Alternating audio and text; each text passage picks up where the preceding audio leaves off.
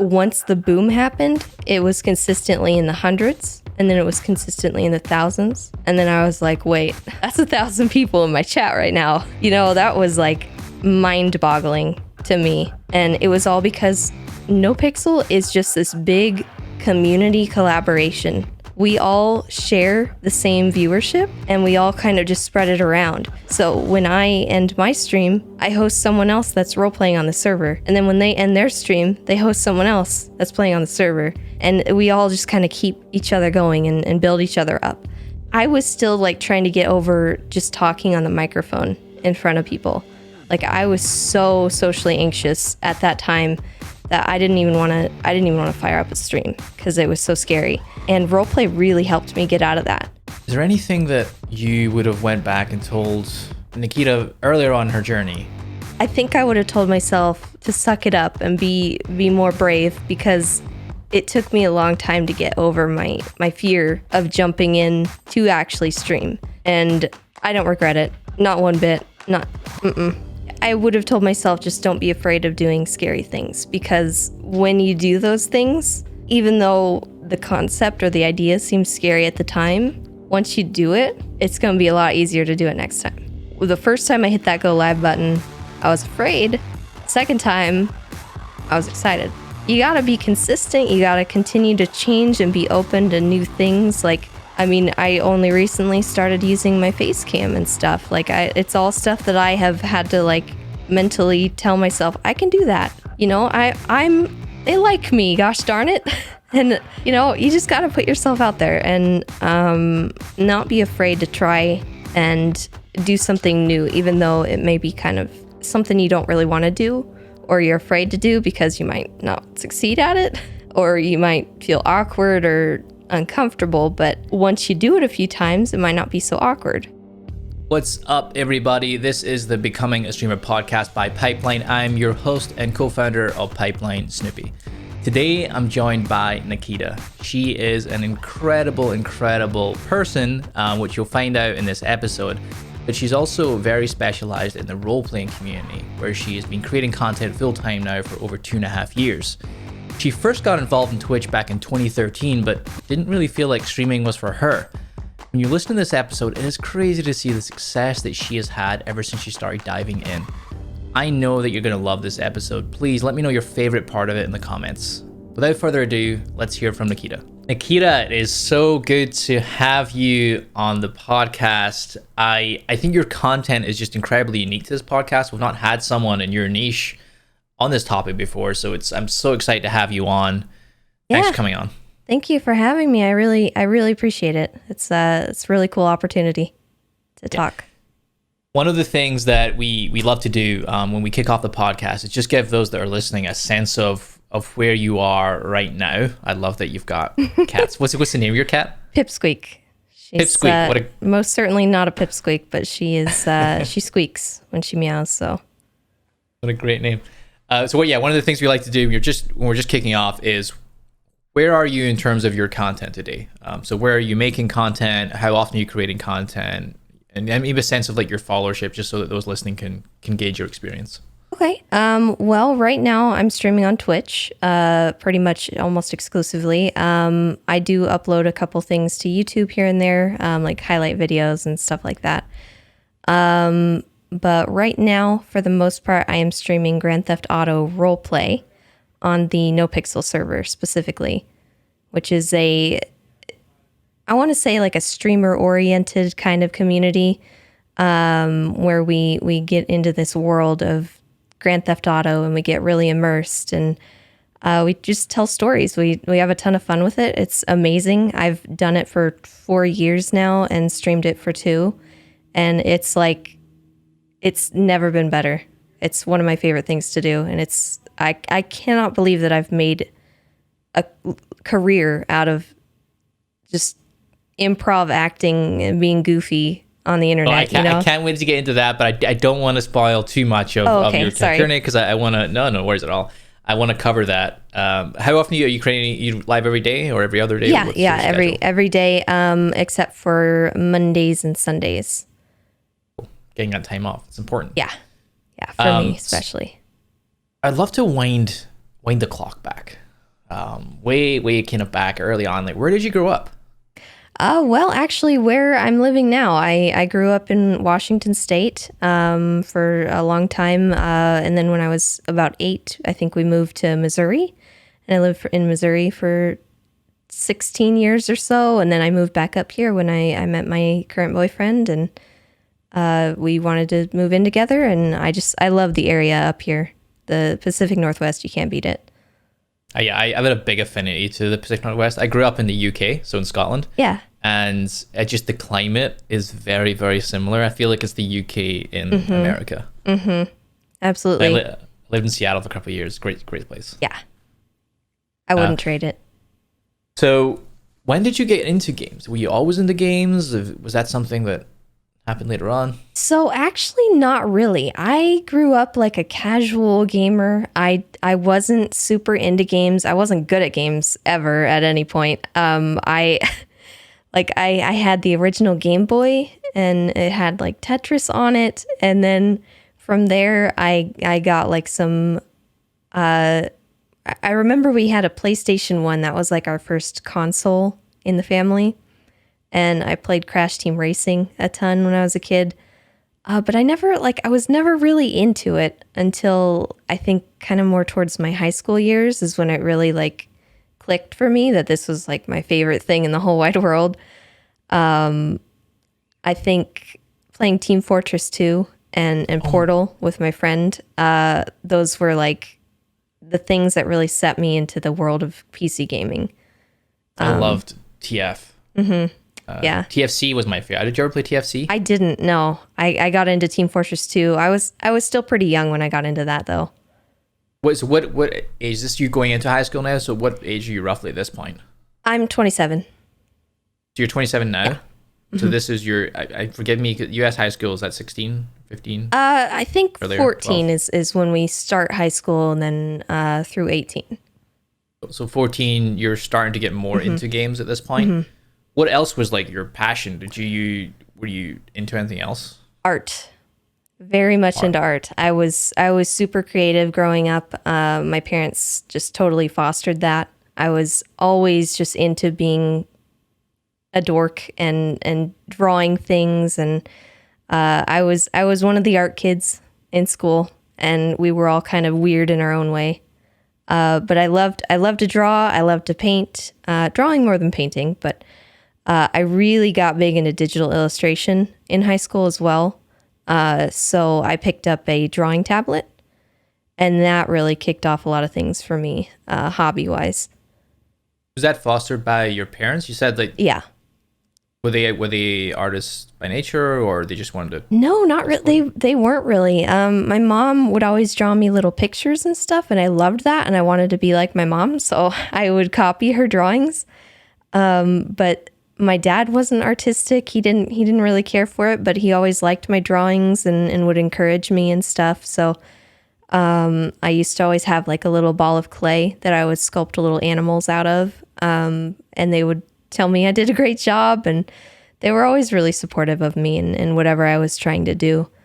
Even though, like, art is not really a lucrative business to get into. And I think that kind of scares a lot of parents from encouraging their kids to go into that, especially in school when they're older and stuff. But my parents were all about it. They were like, yeah, go do this, go to college, learn how to like become a digital animator or something, like they were always really into it for me. And that was awesome. Is there any, why were they so supportive? Was it because you were good at it? Because that's just their parenting style? Like they wanted to do whatever you're passionate about?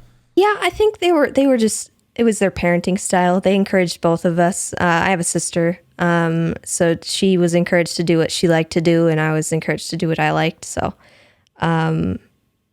she liked more things that were like practical. She went into nursing when she got older. But I chose the creative route because it's got to be someone in the family. I know there's always got to be one. So did you end up going to school for something creative? I did. I actually went to school for graphic design when I got older because I realized this is a field that I could get into and really it would open up a lot of opportunity for me. And I could also do digital illustration on the side. And I did. I worked in the industry for a couple of years. Weirdly enough, I broke into the industry through a photo center, which you would not really expect that to be any kind of creative outlet, but I had to create a lot of signage for that particular job. And then I used that for my resume to get a job doing promotional products and putting people's logos on like t-shirts and mugs and anything you could think of.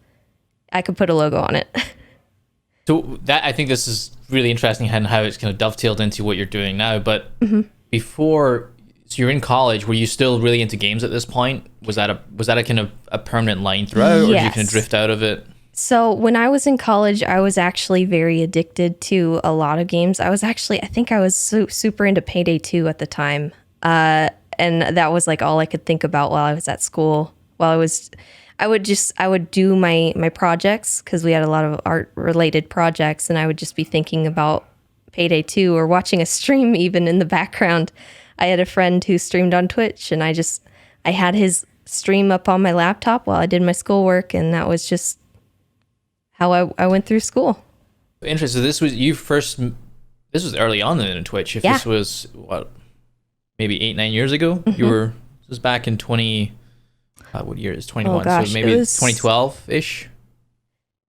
Yeah, I think it was 2013 or around there. 2013 through 2016, because I did have to skip a semester for some strange scheduling reasons.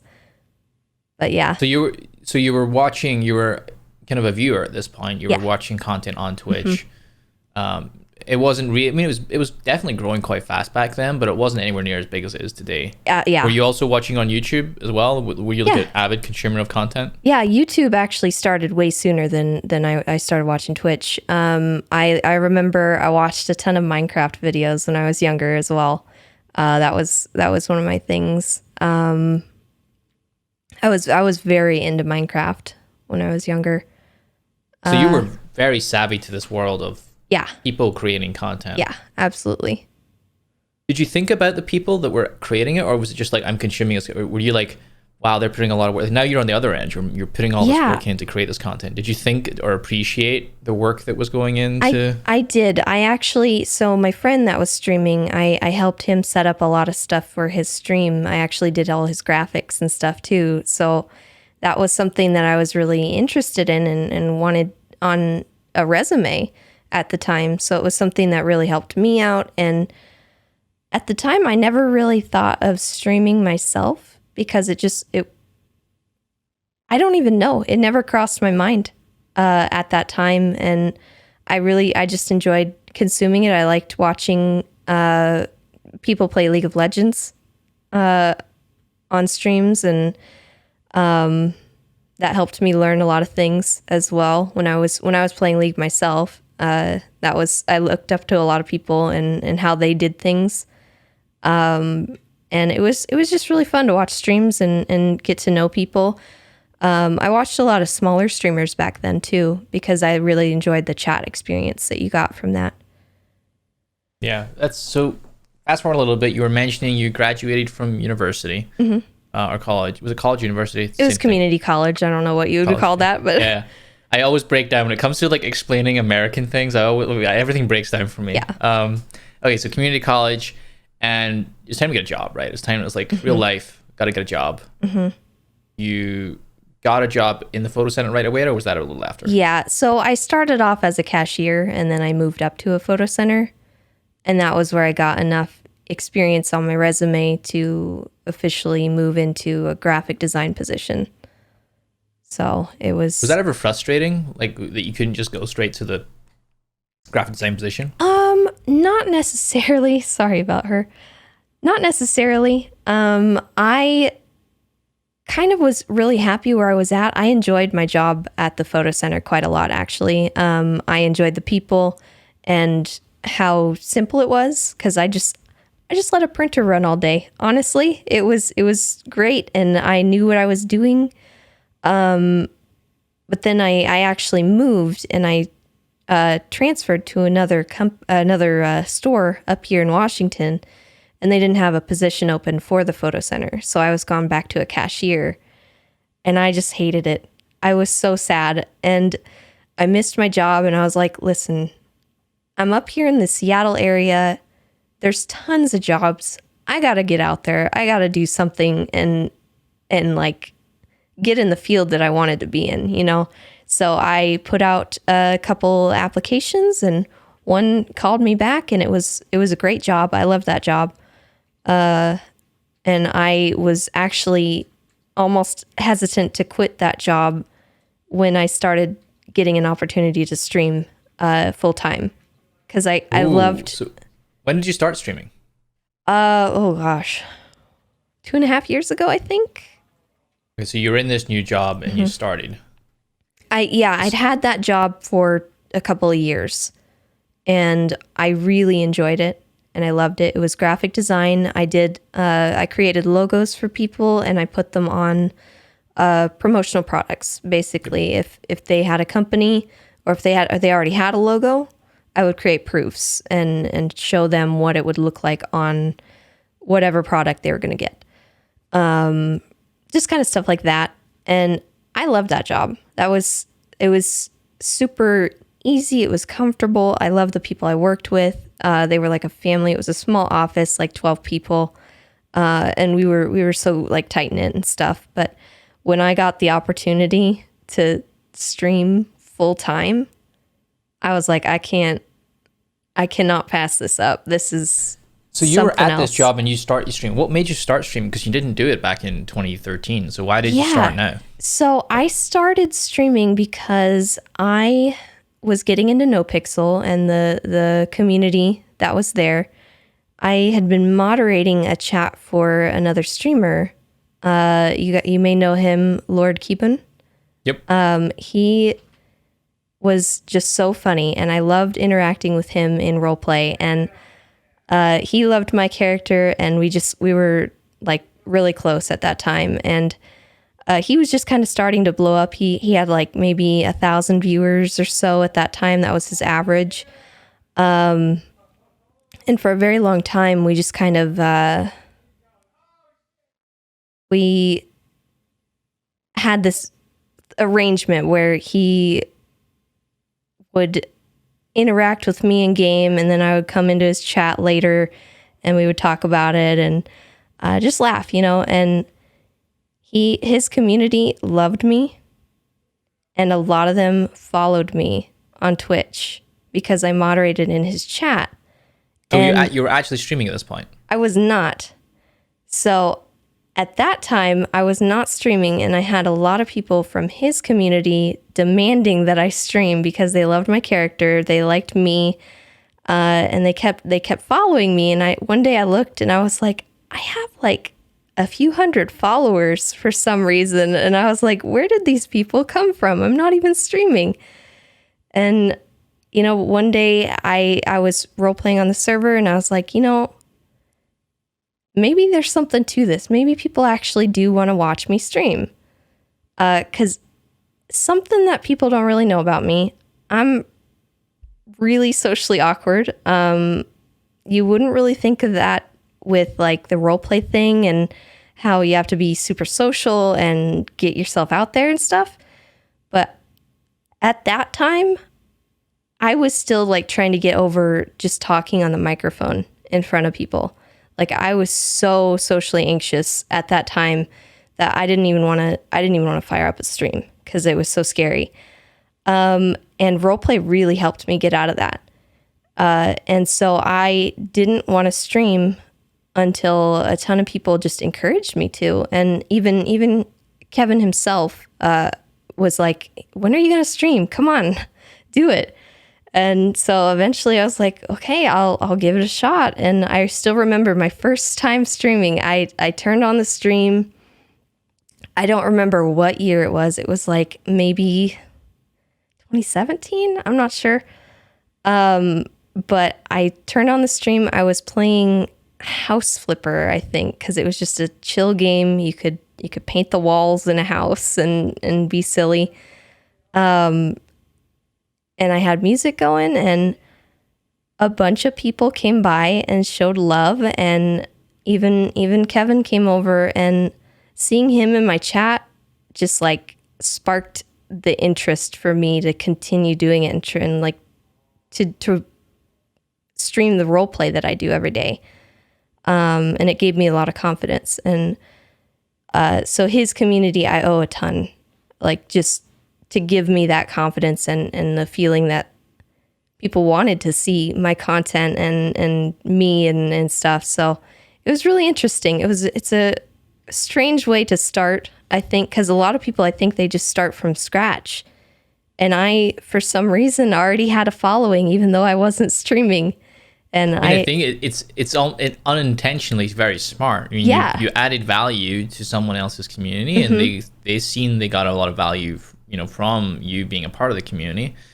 And it's like a smart. If someone was like to say like strategize and how you do it, like that's what they would say, but it just kind of happened for you. This is just like part of what you did. Yeah, and it was a ton of fun. I really enjoyed my first few streams, and just having the little community just start to build up, and seeing those people come back every day was really, really, really fun and rewarding. And did you decide to stream were you doing every day from that point when you first tried it? Were you like, I'm going to do this every day, or was it you did it once? And how many viewers did you get on that first time?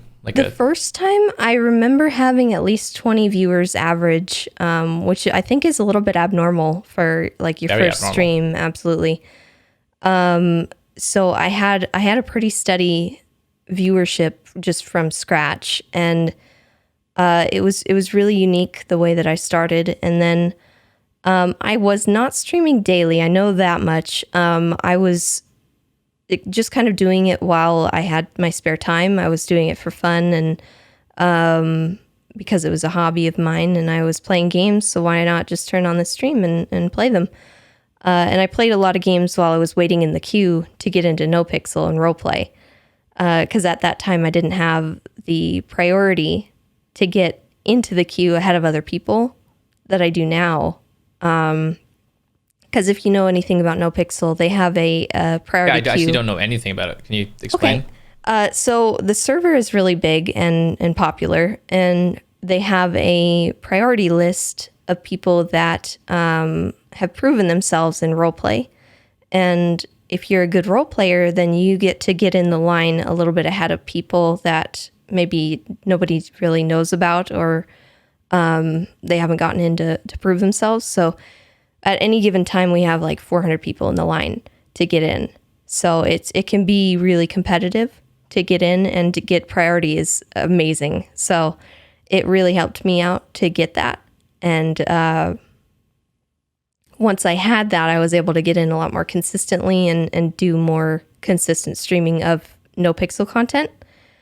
And then with the daily streaming, I would play just other games, really, if I wasn't on Nopixel, but it was maybe an hour or two a night, because that was like I would get home from work and stream and play games. So, how did you balance that? Was it exhausting, or was it just so much fun for you to have this new hobby that didn't matter? I mean, I balanced it pretty well, I think, at the start. I really enjoyed it. So, I mean, it wasn't any kind of burden for me. I really enjoyed doing that. Just like I said, if I was home from work and I wasn't doing anything else and I was playing my games, why not just turn on the stream and talk to people? So, when did it change for you? Like, when did it, not necessarily when you went full time, but when did like your mind, because this is fun, I'm just playing games. When did that start to change? Oh gosh. So there was a big boom in roleplay a couple years back. I can't remember exactly when. It was like in March or so of maybe 2018. And a lot of big streamers came to the server and started playing, and a lot of people started to see this is a gold mine for content. Like it's free content all day long. It's so much fun. And they were enjoying it. They were loving it. And they started to love my character, which was a kind of unique breath of fresh air compared to a lot of the stuff that was going on the server at the time. So something to know about roleplay is that it's cops and robbers for Grand Theft Auto. And you're either a cop or you're a criminal. Not very many people play a civilian. That just does not, that doesn't do either one. So I play this character, Tessa Lamb, who she didn't break the laws. She was very nice. She loved everyone. She was very kind to everyone. She would go out of her way to help somebody. And she ran a driving school. So she was just this harmless, wouldn't hurt a fly, just kind person. Unless you hurt animals. So That she is has a hilarious. little bit of a dark side. I can just imagine where that goes. Yeah. So when that boom kind of developed, that was where I started realizing there might be something to this and there might be an opportunity here. Were you seeing your viewership kind of go like what was it like consistently at, and then this boom happened, and what happened to your viewership? It was still in the 20s before the boom happened. I was kind of like I was not doing it consistently enough to really have a big following or anything like that. I still had a small community that would come back daily, but once the boom happened, it was consistently in the hundreds, and then it was consistently in the thousands. And then I was like, wait, that's 1,000 people in my chat right now. You know, that was like mind-boggling to me. And it was all because Nopixel is just this big community collaboration. We all share the same viewership, and we all kind of just spread it around. So when I end my stream, I host someone else that's role-playing on the server. And then when they end their stream, they host someone else that's playing on the server. And we all just kind of keep each other going and build each other up. And it's really cool. Because if you don't like cop roleplay, you can go watch a criminal roleplay. And if you don't like criminals, you can go watch a cop, or you can watch a civilian or whatever. And so I ended up going full time because I had a little bit of a big break. I one night went on a driving test with Moon's character, Young Dab. And bless him, he ran over a bird. Oh, man. And I was like, oh no, I'm going to have to do it. So I took him to a cave and I kind of cut him up with a machete. So Tessa has an alter ego named Mary Wolf. So it's Tessa Lamb and Mary Wolf. And like it has a bunch of like little symbolism in there with like Tessa had a little lamb, Mary had a little lamb. Yep. Just like the symbolism behind that, you know, the harmless sheep and the really vicious wolf. So I built up a community out of that because a ton of his viewers just loved it. They thought it was hilarious that I killed this guy. And they came over, they showed me a ton of love, and a lot of them stayed. Like a ton of them stayed.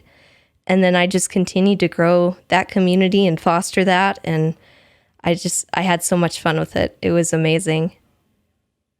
One thing I want to make sure we touch on is that I would just love to understand more about the work that goes into role playing. Because there's a whole, it's not like you can just show up and necessarily be yourself. Maybe parts of yourself kind of come through the characters, but it seems like there's a whole narrative that you have to kind of carefully cultivate, almost like a game designer would have to cultivate, you know, factions. Or how much work is going on behind the scenes for you? Or is it became gosh. I mean, so It kind of varies. Like there's some people that are just amazing and witty and they can come up with stuff just completely off the cuff. Like they have no issue with that. And then some people like to write up like scripts and how they want to go about things.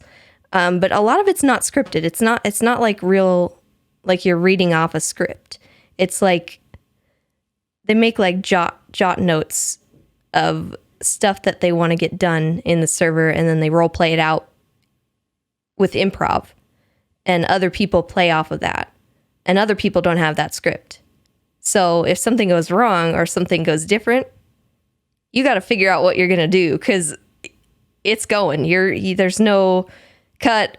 We got to stop, time out. Like you can't stop it.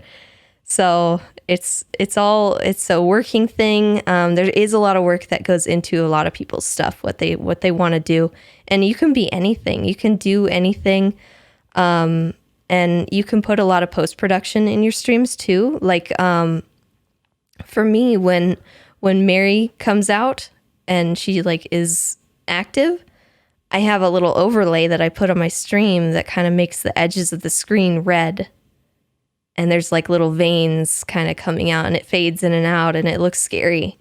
And it gives you that vibe like, oh gosh, what's happening? And there's other people who do that too. They put a ton of production into what they're doing, and they make music. There's so many avenues that you can go. It's really cool. It's funny you mentioned like getting into art, or being into art when you're younger, and it almost seems like role playing has become an expression of your artistic self. It really is. Like there's an aspect that I never realized that I had in this improvisational stuff. Like I did this kind of stuff as a kid. You know, we pretended to be like Harry Potter wizards when we were little kids, and like this I feel like is kind of the adult version of that. You know, that is so cool that you get to be a little kid every day. Oh my God, it blows my mind. I am so incredibly lucky to do what I do. I have no words for how amazing this has been, and I never want it to stop. Streaming is so much fun, and everybody is so kind, and like the community that I've built and the community of Nopixel just in general is just fantastic. And I have no words sometimes for it. You can see the gratitude you have just for everyone in that world, that you're in the Nopixel world. When you made this shift to full-time, and this was about, I think you said 2 years ago, roughly, that you went full-time. This is because you're making enough money to just that you can cover your living expenses. Was it comfortably, like you had just such a great, like, few months that you were like, I can easily make this decision? Or was it like, this is a bit of a leap, like I'm not sure, I'm not as stable here? So at first it felt like a bit of a leap just because I didn't know if it would last. I wasn't sure because, streaming can sometimes be a fickle beast. You never know when there's going to be a dip, or when, like, if you get a really large influx of people, are they going to stay? Do you have enough to keep them coming back? And you really have to work at that sometimes, because I mean it is a very I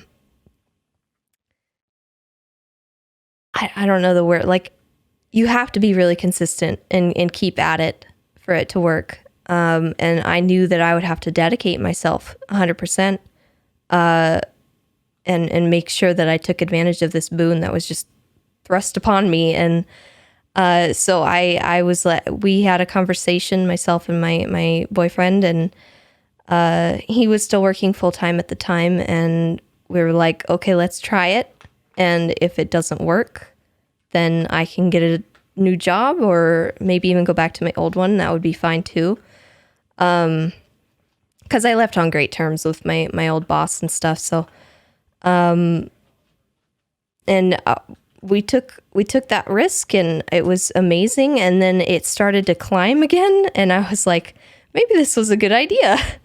And then, I mean, obviously it evens out, and it does ebb and flow here and there, but it has been consistently very good. Very, very good. That is really sad. It's your perspective. I know you said you're having a lot of fun. You love what you do, but it is a lot of work. Especially when you need to try and keep growing, you try new things, you want to stay ahead and introduce new content to excite your community. How do you balance all of that work these days? Like, do you feel like you have a good balance, or are you always fighting for balance? So a lot of that fight for me is my mental well-being, because like I told you before, I'm a very anxious person. I have a lot of social anxiety, and streaming to me is a very socially draining activity. So I have to watch that for myself. But as long as I keep that in check, it's great. And obviously I take breaks when I need to, and my community is amazing. They are so supportive of me and everything that I do.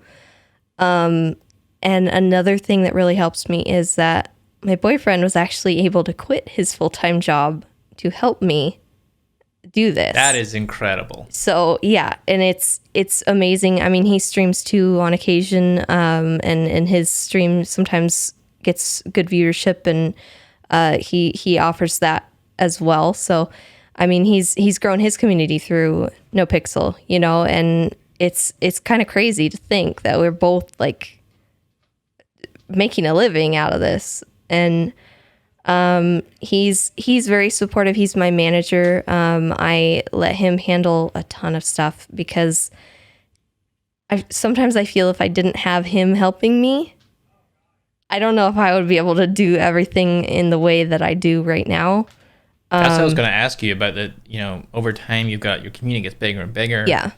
How do you build support around you? I think this is one of the things a lot of creators struggle with, is building that support around them and being okay with reaching out and asking for help. Yeah. I honestly, I think if I didn't have him, I would try to get somebody that knew what they were doing to help me as well. Like a manager, or like when you're streamers, sometimes people will have managers that actively help them and stuff and do exactly what he does. And that wouldn't be an issue. If I didn't have him, that would be something that I would have looked into, is getting a manager for my stream and everything to do that. And I do have a wonderful, wonderful mod team that helped me with so much stuff. Oh my God, I can't thank them enough for everything that they do, because they, when I'm live and I'm streaming, sometimes I don't even have to ask for things. They'll just do it. They'll send me a DM with what I need, or like they even get a hold of my boyfriend when I need help, like in real life help. If I need him to bring me something, they'll get a hold of him and have him come up here and help me. So you gotta find the right people. But once you have that team, you're set. Like they will do anything for you, and if you treat them well, then you've got them for a very long time. That is epic. I'd love to kind of bring it back a little bit for those listening, full circle. Is there anything that you would have went back and told Nakkida earlier on her journey, that keep this in mind?